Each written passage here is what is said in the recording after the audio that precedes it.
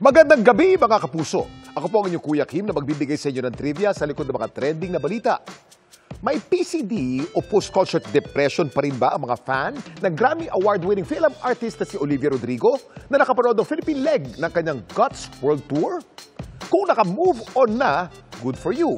Kung hindi pa, alamin na lang kung kailan nagsimula ang recreational activity na ito. Sa katatapos lang na sold-out concert ng Filipino-American singer-actress na si Olivia Rodrigo sa Philippine Arena, maraming Filo o Pinoy Lilis ang hindi lang happy, kundi happier na mapanood ang homecoming na kanilang pinsang Olivia ng live. Isa sa mga hindi pinalagpas ang first concert ni Olivia sa Pilipinas, si Jello, na isa lang naman sa mga pinalad na makakuha ng VIP pit ticket o yung pinakamalapit sa stage. Sobrang saya kasi feeling ko pinsan ko yung nagpe-perform here in her home country. Ilang beses din siyang muntika ng umiyak and nafe-feel talaga namin na sobrang genuine. Pero hindi lang concert ni Olivia ang pinilahan ng fanboy na si Jello. Pati concert at fan meet ng ibang local at international artists present din siya. Gaya ng Eras Tour ni Taylor Swift at World Tour ng K-pop girl group na Blackpink. Since bata ako, sobrang interested ako with music. Doon ko na-develop yung interest ko with watching live performances. Best concert na napuntahan ko talaga would be Taylor Swift, the Eras Tour. Ang ganda lang ng overall greatest hits concept. Kuya Kim, kailan at saan naganap ang pinakaunang public concert? Kuya Kim, ano na? Ang kauna-unahang public concert kung saan kinakailangan magbayad ng mga manonood, ginanap sa London noong 1672, kung saan nagtanghalang English violinist na si John Bannister. Ang admission fee nagkakalaga ng 1 shilling. Ang may hawak naman ng Guinness World Record para sa pinakamahal na concert VIP package, ang American artist na si Bon Jovi. Ang bawat Diamond VIP experience ticket kasi sa kanyang 2010 Circle Tour, nagkakahalaga lang naman ng $1,875 o mahigit 100,000 pesos. Ang concert naman ng British singer-songwriter na si Rod Stewart sa Rio de Janeiro, Brazil noong New Year's Eve 1994. Dinagsa ng hindi bababa sa 3.5 milyong katao. Kaya ito naman ang may hawak ng record sa pinakamalaking attendance sa isang free concert. Samantala para kay Jello, ang hilig niya sa panonood ng mga concert, higit pa sa pagsuporta sa mga paborito niyang artist. Escape kasi from reality yung panonood ng concerts. There's no better way of experiencing those music than seeing them live. Kapag nanonood tayo ng concert, nagkakaroon tayo ng stress relief through fun. Kasama natin yung mga taong may parehong hilig. So ito ang nagbibigay sa atin ng feeling na connected tayo. Minsan may mga emotions tayong tinatago at ang concert ang isang way para mailabas ito. Actually maganda yung pag-ipunan ng isang ticket kahit may kamahalan siya. May tinatawag na delayed gratification. Ibig sabihin natututo tayong mag-antay. Mas nararamdaman mong worth it talaga. Pero alam niyo ba ng Philippine Arena kung saan ginanap ang concert ni Olivia Rodrigo? May hawak ding world record.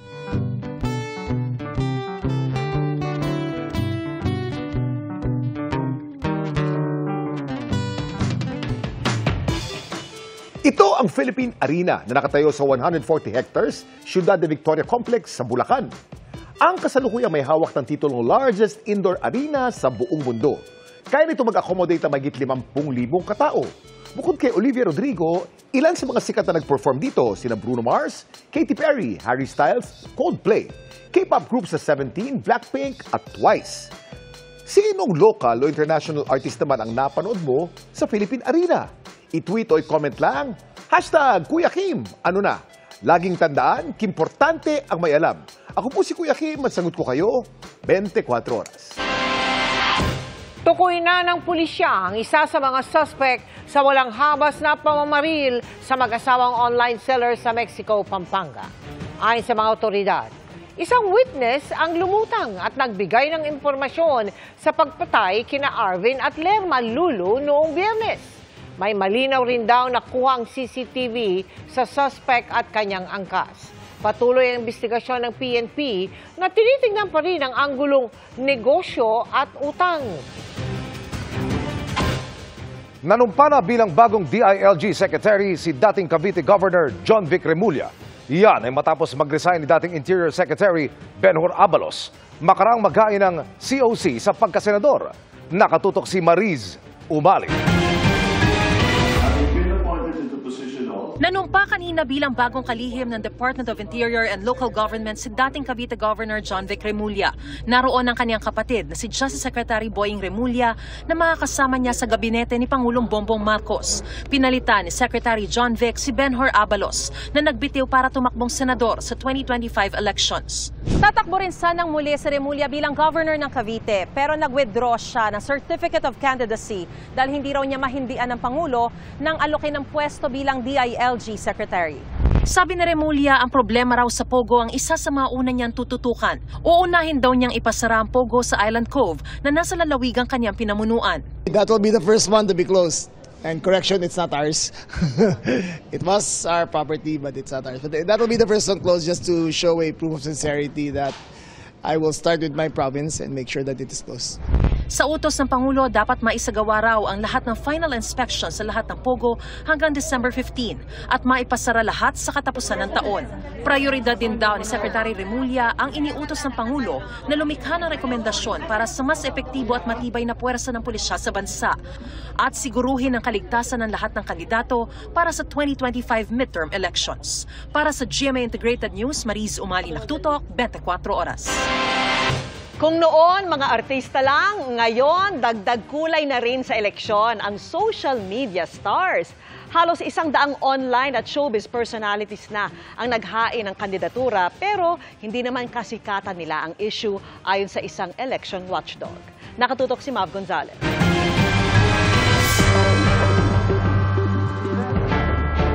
Artistang sumabak sa politika ang bansag noon. Pero veterano na sa politika ang turing ngayon. Ang ilan nga, may mga anak na ring artistang tatakbo sa eleksyon. Hindi na nga bago ang showbiz politicians. Ang new trend, mga social media personality, influencer o vlogger na naghain ng kandidatura. Tulad ni Diwata na may viral na paresan. Ng negosyanteng si Rosmar. At ni Doc Willie O.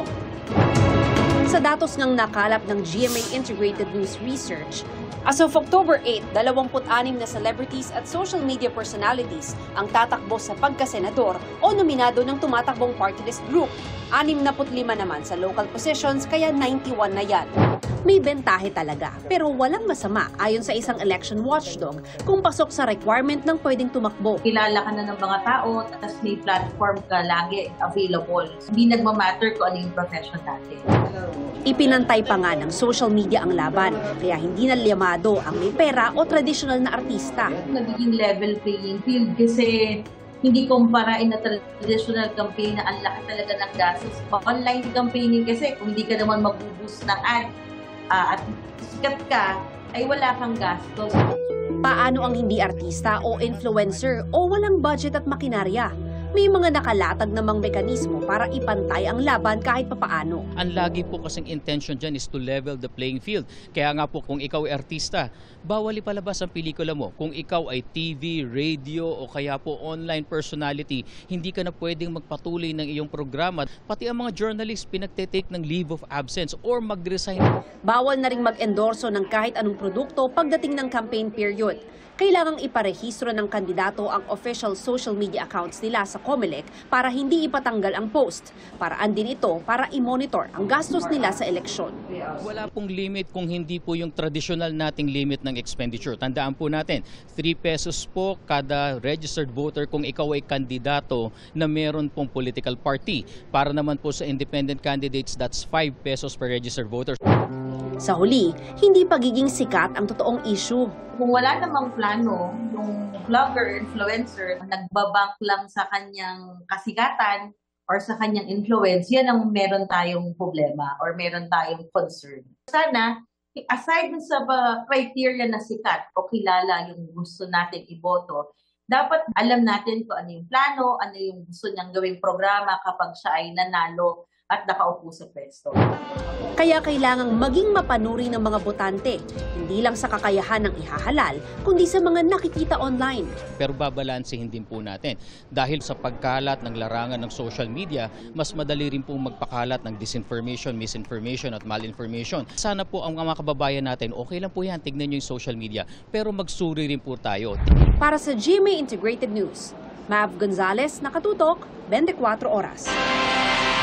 May mga humabol din na party list sa huling araw ng COC filing. 53 mga nominado ng mga party list ang nag-file ng kanilang Certificate of Nomination at Certificate of Acceptance of Nomination ngayong araw. Sa kabuuan, 190 party list ang naghain ng kandidatura mula October 1 hanggang ngayong araw para sa eleksyon 2025 base sa pagtatala ng COMELEC. Mula sa iba't ibang sektor ang mga party list na nagpasa ng kanilang mga dokumento. 20% ng kabuuang miyembro ng Kamara ay mula sa mga party list. Ang mga party list na makakakuha ng hindi bababa sa 2% ng kabuuang boto ay may tig-isang posisyon sa Kamara. Dumami ang bilang ng mga employed o may trabaho sa Pilipinas noong Agosto ayon sa Philippine Statistics Authority. Umakyat ito sa 96% nitong Agosto mula po sa 95.3 noong Hulyo. Mas mataas din yan sa employment rate ng bansa noong Agosto 2023. Ayon sa PSA, karaniwang tumataas ang employment sa ganitong buwan dahil sa nalalapit na bare months at lalo pa raw itong tumataas habang papalapit ang Disyembre. Buwaba naman sa 11.2% ang underemployment rate o yung mga naghahanap ng dagdag na oras ng trabaho para may dagdag kita.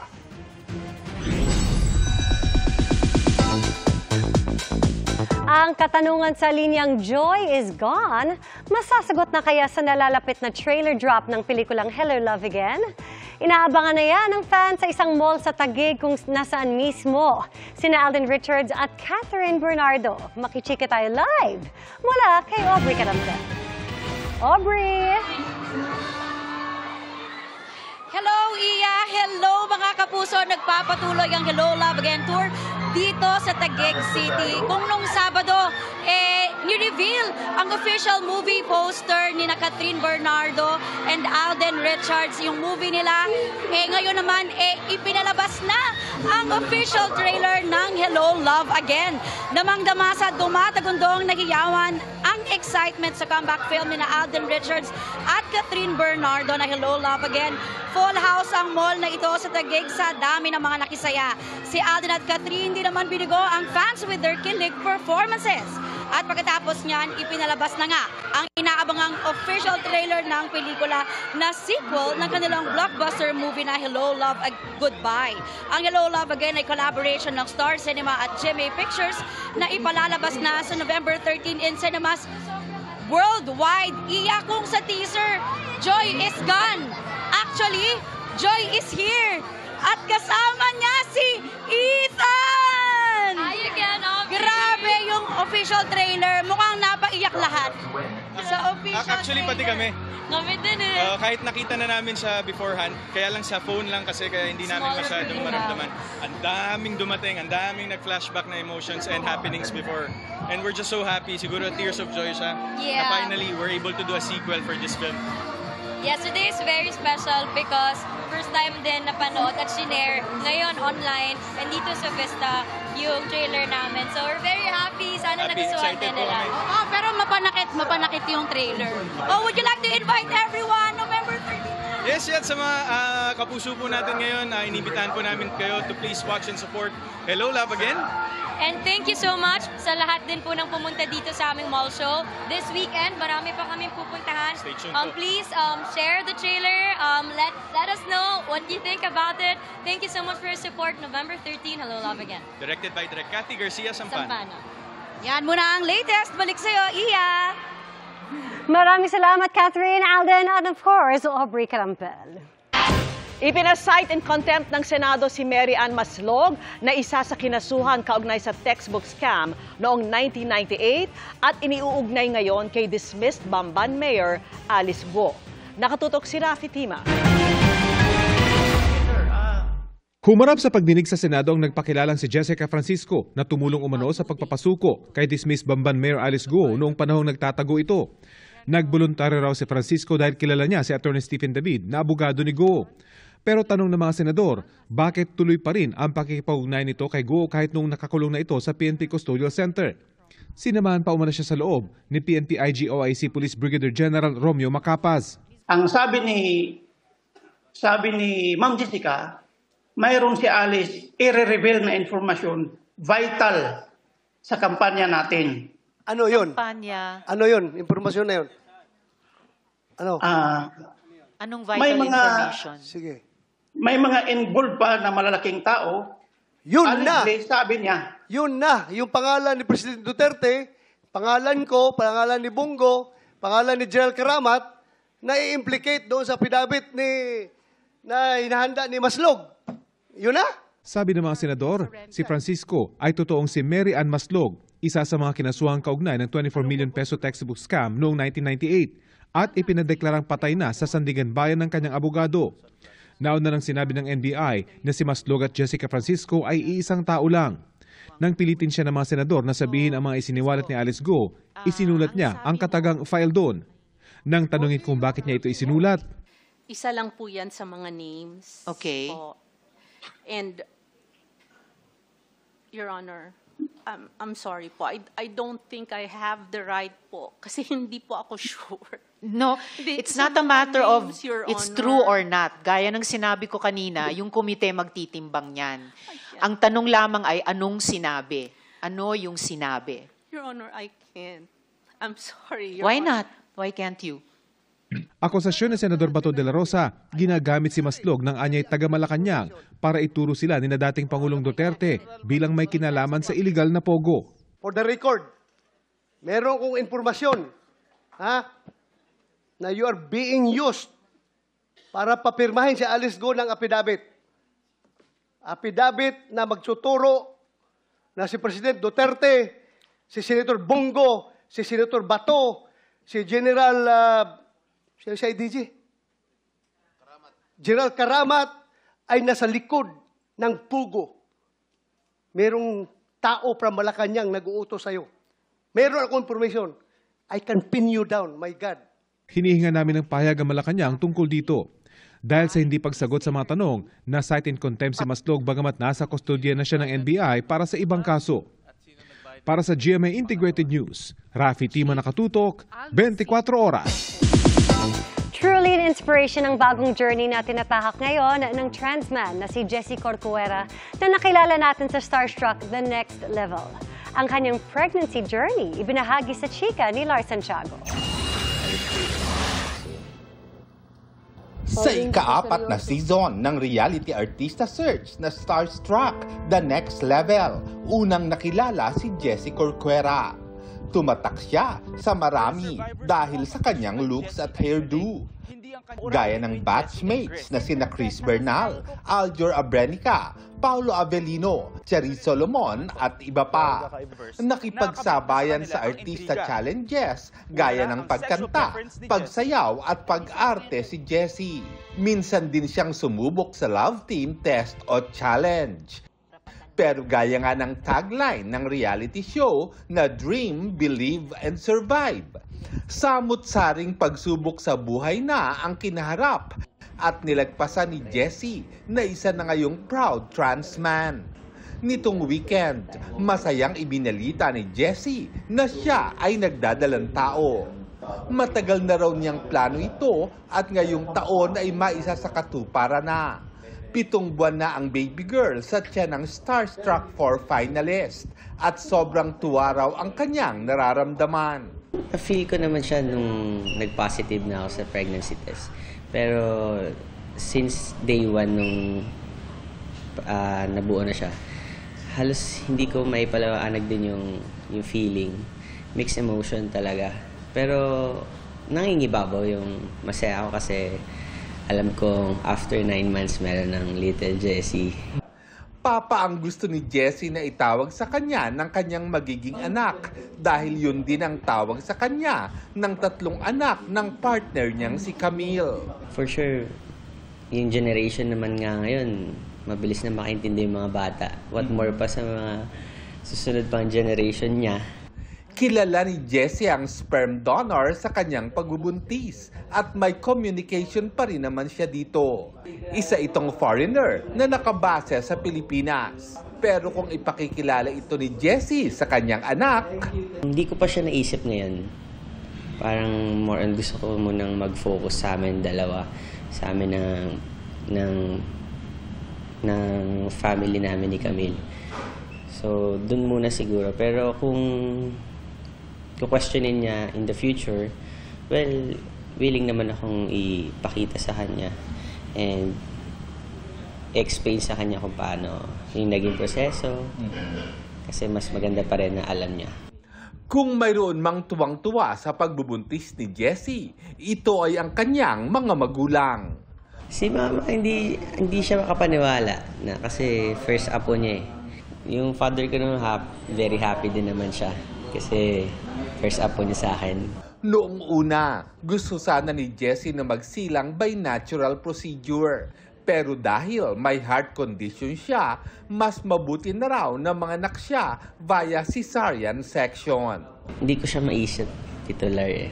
Kasi nga, first time lahat. So, hintayin ko na lang dumating. Tapos, kung ano yung mafe-feel ko, yun na yun siguro.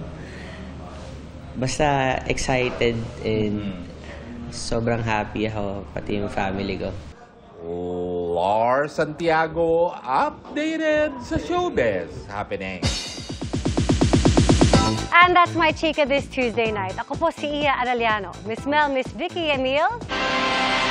Thank you, Iya. Thank you, Iya. Salamat, Iya. At yan ang mga balita ngayong Martes. Mga kapuso, 78 days na lang, Pasko na. Ako po si Mel Tiangco. Ako po si Vicky Morales para sa mas malaking misyon. Para sa mas malawak na paglilingkod sa bayan, ako po si Emil Sumangil. Mula sa GMA Integrated News, ang News Authority ng Pilipino, nakatuto kami 24 oras.